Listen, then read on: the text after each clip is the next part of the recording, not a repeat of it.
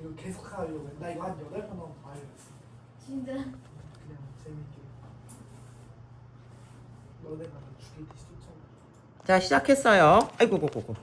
자, 이 앞부분만 편집해서 잘라내고. 딱 그 두근 드드드 할 때 그때 딱 그거.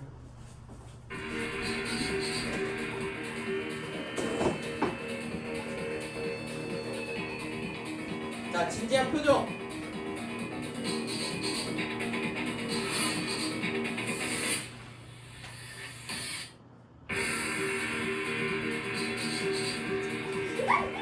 음악이 두 번. 잠깐만요. 같이. 자, 이거 여기까지 편집하자. 엔지. 이거 한번 해야 돼. 다시 돌려놔가지고. 한번 해야 돼. 뭐. 현타 안 돼. 안 나, 안 나. 이런 거 많이 해봤어. 나도. 다시 찍을게요. 이리 와. 이리 와. 네. 편집하시면 돼. 편집 안 해. 그냥 그대로 보낼 거야. 네. 그대로 유튜브 올릴 거야. 다시 멈추고 자, 올릴까요? 아니. 자, 음악 큐. 자, 바쁘게 막 서류를 이렇게 보는 척을 하는 거야, 이럴 때. 다시 원고를 검토하는 척 하면서 이렇게 보는 거야. 나를 보지 말고 자기 원고를 봐.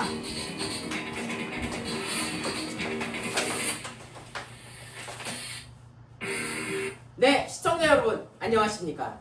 오늘 추정 60분에서는 약 4,000년 전 애굽에서 있었던 미스테리한 이동 사건에 대해서 심층 취재를 해봤습니다. 한 부부가 있었습니다.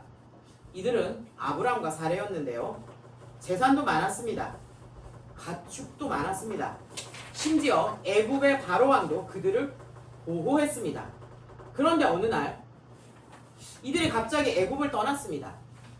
왜 떠났을까요? 떠나서 도대체 어디로 간 것일까요? 이들의 이동 경로에 대해 성서고고학 전문가이신 이은정 박사님과 함께 그 과정을 따라가 보도록 하겠습니다. 네, 먼저 지도를 보면서 아브람과 사레 이동 경로를 설명드리도록 하겠습니다. 첫 번째 지도를 보시면 당시 아브람이 있었던 이 가나안 지역 있죠? 이걸 확대해서 딱 보십니다. 가나안 지역이 어디쯤인지 저희가 볼 수 있는데요. 지도에서 알 수 있듯이 이 가나안 지역은 애국과 요즘 우리가 아시아라고도 부르는 메소포타미아 지역을 연결하는 매우 중요한 위치에 있었습니다. 그래서 고대 강국들은 이 지역을 차지하기 위해 끊임없는 전쟁과 침략을 멈추지 않았습니다. 창세기 12장 7절에 의하면 하나님께서 이 가나안 땅을 아브람과 그 자손들에게 주겠다고 약속하셨습니다. 이에 아브람은 고향인 우르를 떠나 가나안 땅 향해 떠나가게 됩니다. 자, 두 번째 지도를 보여드리겠습니다. 이 두 번째 지도를 보시면 그 이동 경로를 확인하게 되는데요. 저를 따라 같이 가보실게요. 먼저 맨 처음 고향인 우르를 출발하여 한동안 쭉 하란 지역 여기 머물러 살게 됩니다. 가나안 땅으로 향하는 여정이 잠깐 멈춘 셈이죠. 그러다가 아브라함의 아버지 데라가 이 하란에서 죽고 다시 가나안 향해 떠나가고 드디어 가나안 땅에 도착합니다. 그런데 도착하고 얼마 있지 않아 기근을 만나 물과 먹거리가 풍부한 애굽으로 내려가게 되는데요. 세 번째 지도를 보며 설명드리겠습니다. 이 지도를 보면 빨간색 화살표가 가나안, 즉 이 베델에서 애굽으로 내려가는 경로를 표시한 것입니다. 그런데 이 빨간색 화살표를 따라 애굽으로 내려갔던 아브람은 애굽에서 나와 파란색 화살표를 따라 다시 북쪽으로 올라갑니다. 자, 애굽에서 출발해서 북쪽으로 올라가신 게 보이시나요? 더 이상한 것은 기근이 채 끝나기도 전에 애굽에서 나온 뒤 애굽보다 더 살기 좋은 새로운 곳으로 간 게 아니라 왔던 길을 거의 그대로 되돌아갑니다. 여러분이라면 힘들게 왔던 길을 다시 되돌아가고 싶겠습니까? 저는 이것이 이번 사건의 첫 번째 미스터리라고 생각합니다.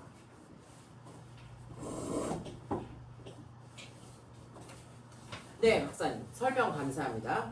그럼 당시 목격자들을 만나서 당시 그 상황에 대해서 증언을 들어볼 건데요. 첫 번째 증인 바로궁의 시위대장을 한번 만나보겠습니다. 아브람이 처음 애굽으로 내려갔을 당시 바로궁에 계셨죠.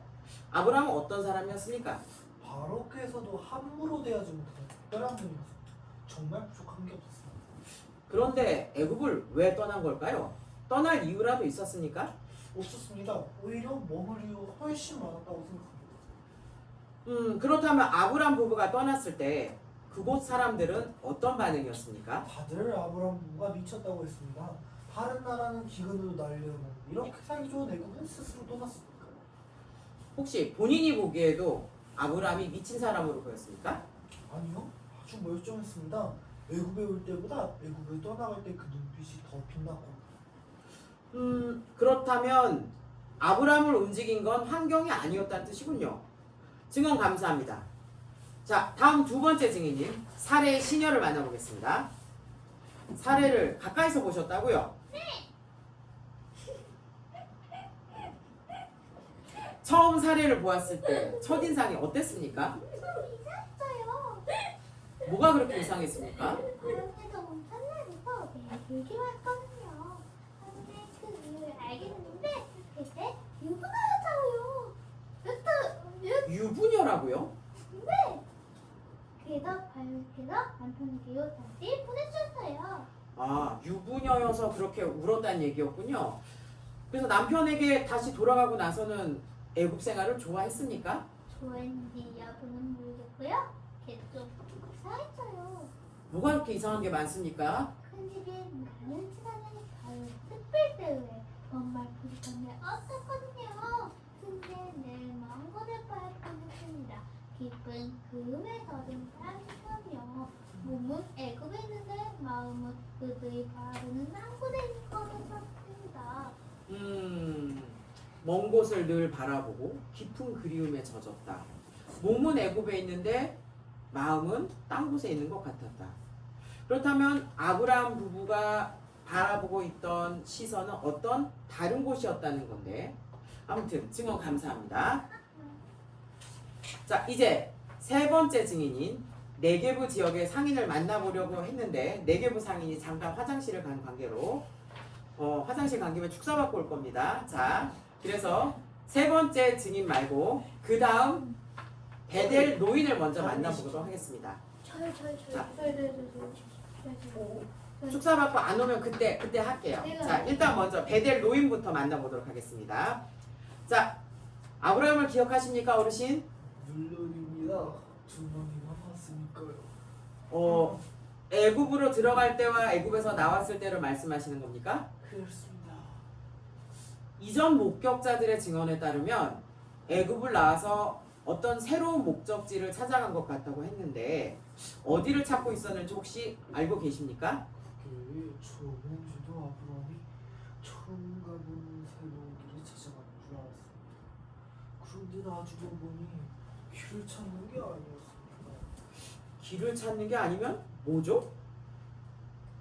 왔던 길을 그대로 똑같이 되돌아가는 중이었습니다. 되돌아간다고 하셨습니까? 그걸 어떻게 아셨습니까? 어찌나 대단한 생물이 지나가는지 넋을 잃고 바라보다가 아브라함 얼굴을 보니 기억이 났습니다. 혹시 이전에 외국으로 내려가지 않았나? 직접 물어봤습니다. 그래서 아브라함이 뭐라고 대답하던가요? 맞다고 했습니다. 자기가 그때 외국으로 내려가도 그 사람이 맞다고 말입니다. 하지만 지금은 원래 있던 곳으로 다시 돌아가는 중이라고 했습니다. 그러면서 꼭 돌아가려고 말했습니다. 꼭 가야 한다고요? 아브라함이 다시 돌아가는 특별한 이유가 있었다는 거군요.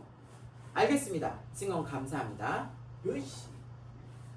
자, 그럼 다음 증인 아이성 근처에 어린 목동을 만나보겠습니다. 자, 긴장하지 말고 네가 본 거를 사실대로 말해주면 된다. 그래서 아브라함 할아버지를 봤을 때 할아버지가 돌무더기 앞에 있었어요.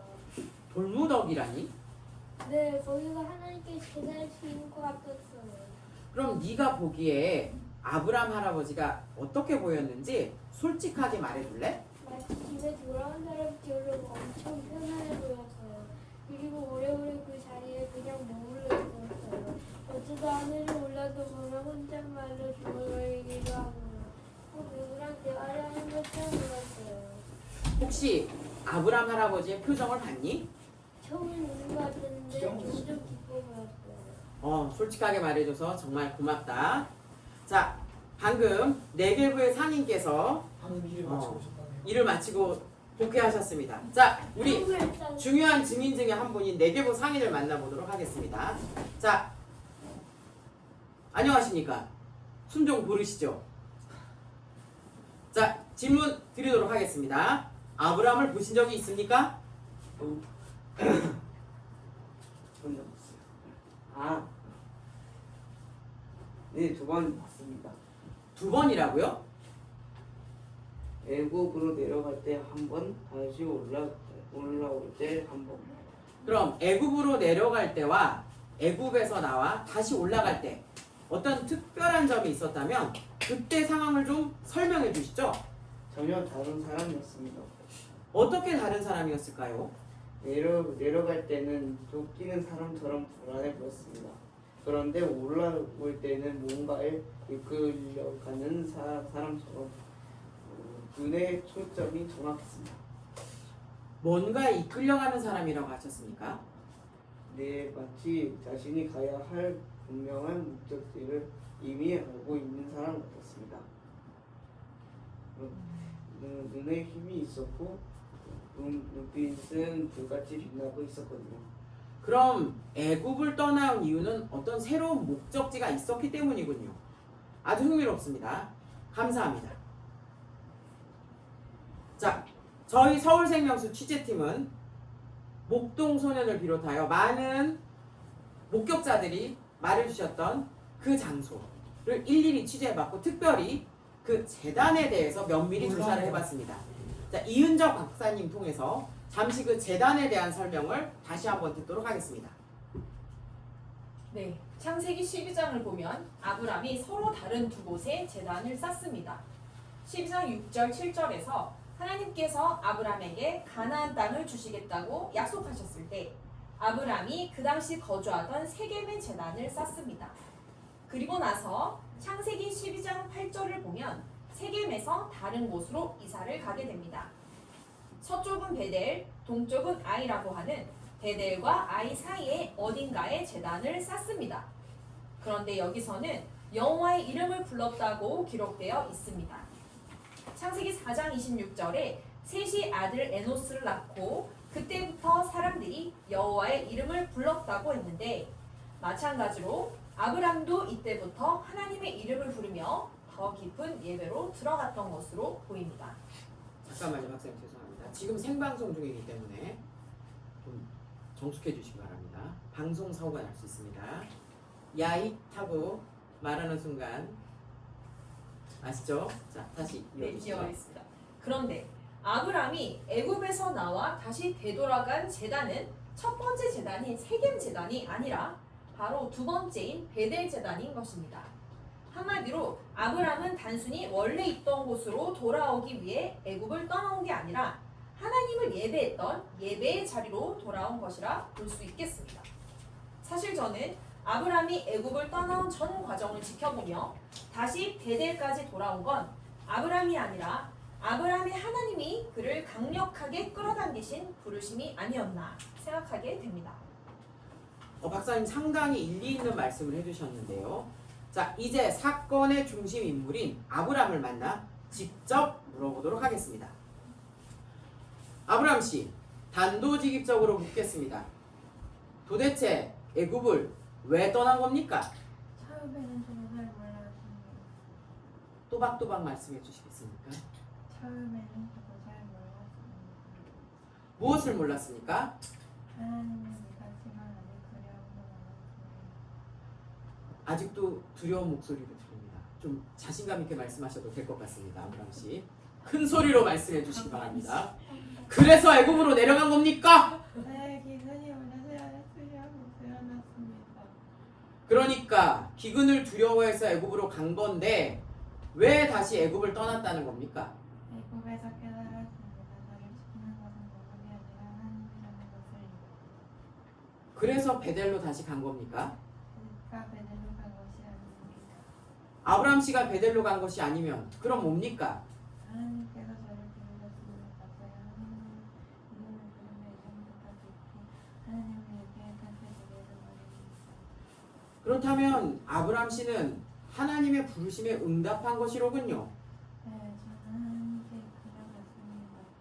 엄밀히 말하면 하나님의 언약에 이끌려갔습니다. 내가 하나님도 계시지 않고 언약도 없기 때문입니다. 애굽에는 하나님도 계시지 않고 언약도 없기 때문이다. 잘 들었습니다. 자, 오늘 우리는 애굽을 나온 아브람을 추적했습니다. 그런데 모든 취재와 인터뷰를 마치고 저는 놀라운 사실을 알게 됐습니다. 지금까지 아브람을 가까이에서 추적하며 따라간 건 우리 취재팀이라고 생각했는데 우리 취재팀이 아니었습니다. 그건 바로 하나님이셨습니다.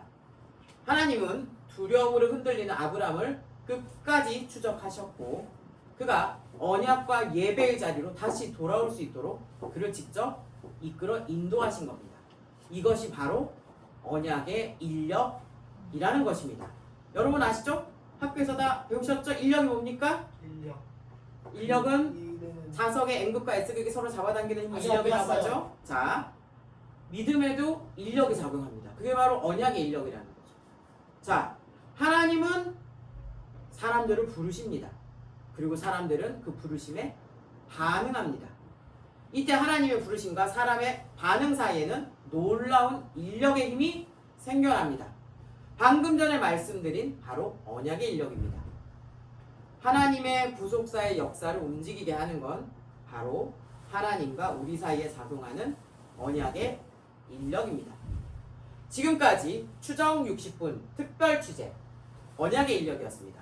서울생명수 시청자 여러분 감사합니다. 자 박수. 잘했어. 자 저기 카메라 보고 한번 브이브이. 파이팅 성공. 이거 빨리.